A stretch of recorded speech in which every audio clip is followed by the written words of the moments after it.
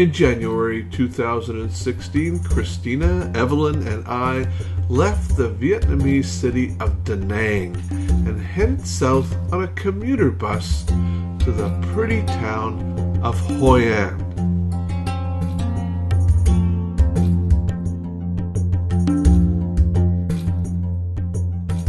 While in Hoi An, we stayed at the Hoi Pho Hotel.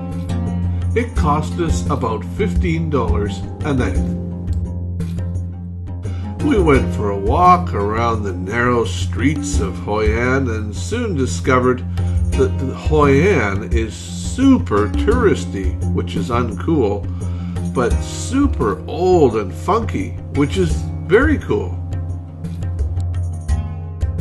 Hoi An is recognized as a UNESCO World Heritage Site, having been a major Asian trading port for over 400 years, selling ivory, gold, and especially silk to the many nations that came here.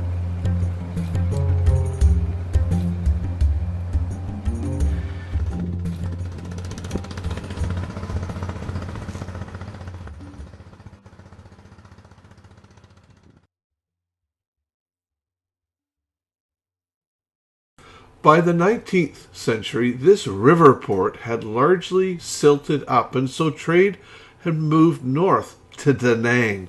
These days, people come to see slices of regular village life which surrounds the area, and of course, the crazy mix of tourism that is today's Hoi An.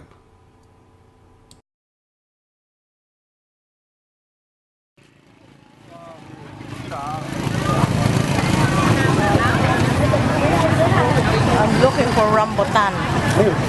Oh, good.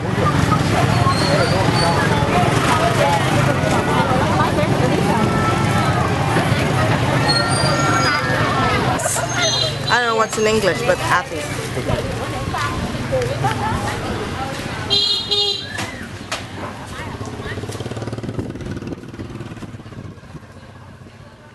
Like many Vietnamese towns we have visited, at night Hoi An transforms itself.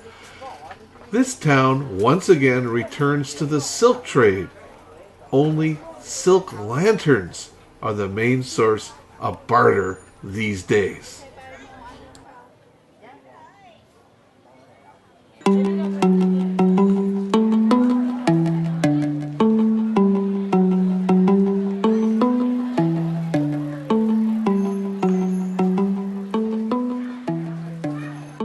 Vendors even sell little candles to float down the river for good luck.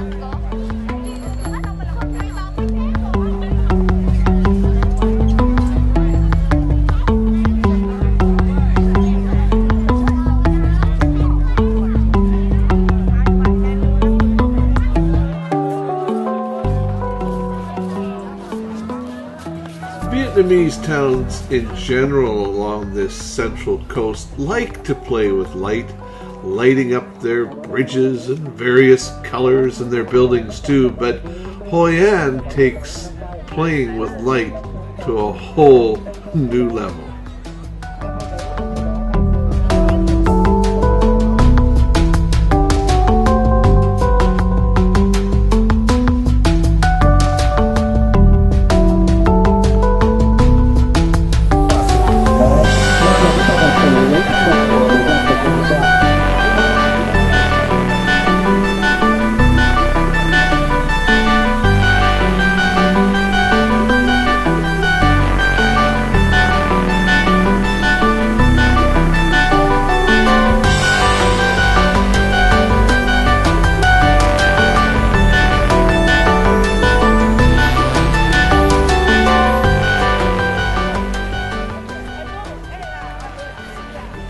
The lanterns fold up like a silk fan, easy for tourists to take home with them.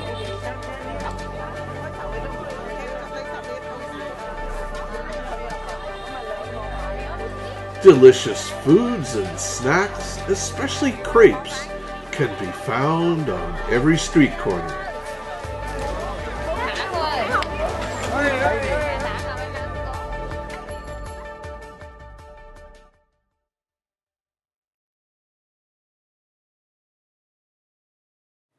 The next morning we were up wandering the narrow streets, looking at the old trade buildings left behind by the Dutch and Portuguese, by the Chinese and the Japanese, scattered throughout this wonderful town.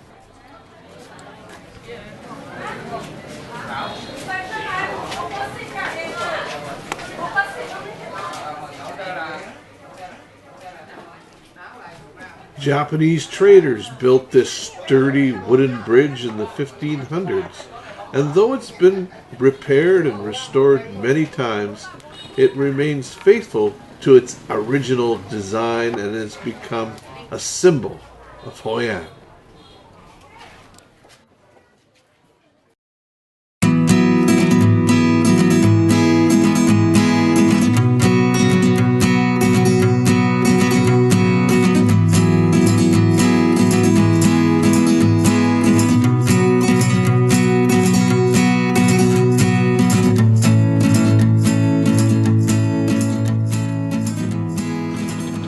We chartered a little boat to cruise around the estuary of the Tu Bon River, which, combined with the islands in this area, provide protection for Hoi An from the effects of the open ocean.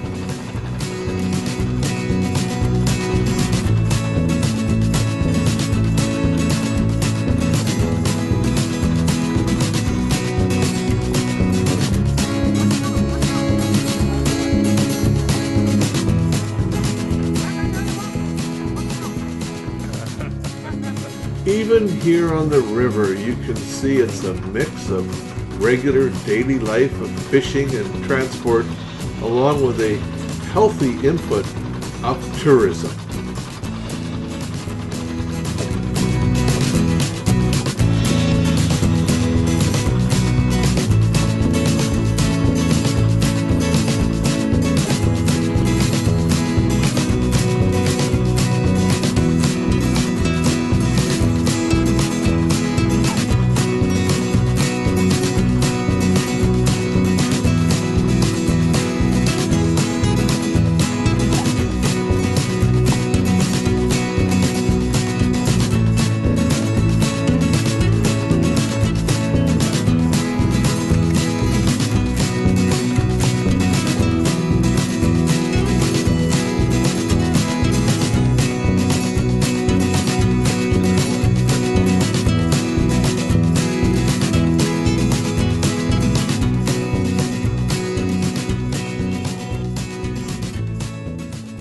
Back on dry land, we got some dinner and waited for the lights to come back on.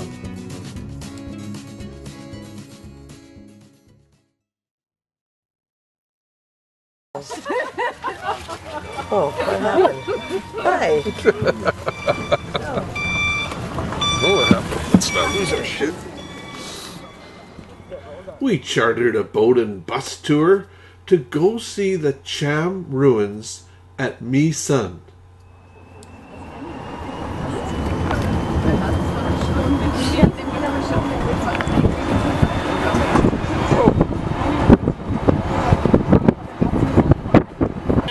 Later I show you.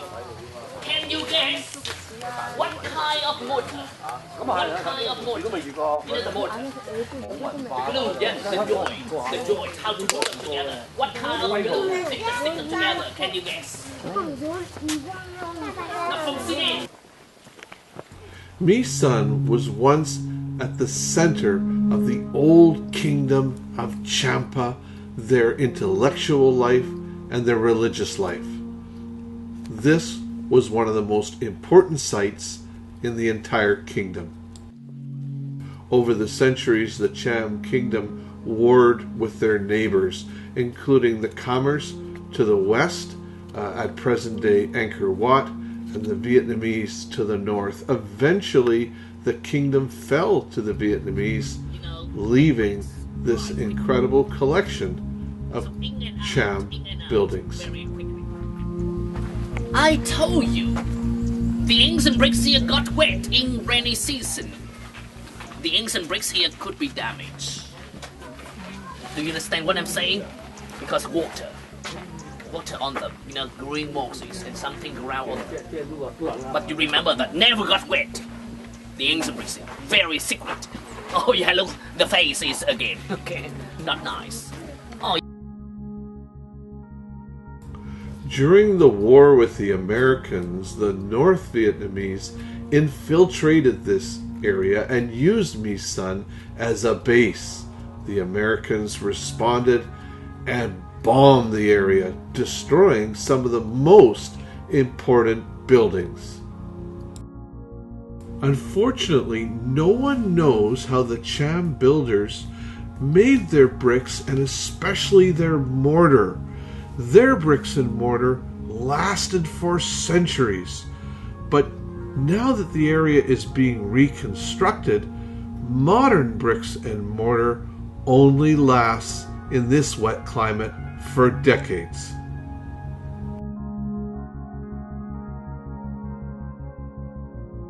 And then we returned to Hoi An via boat and got ready to leave for our next Vietnamese destination.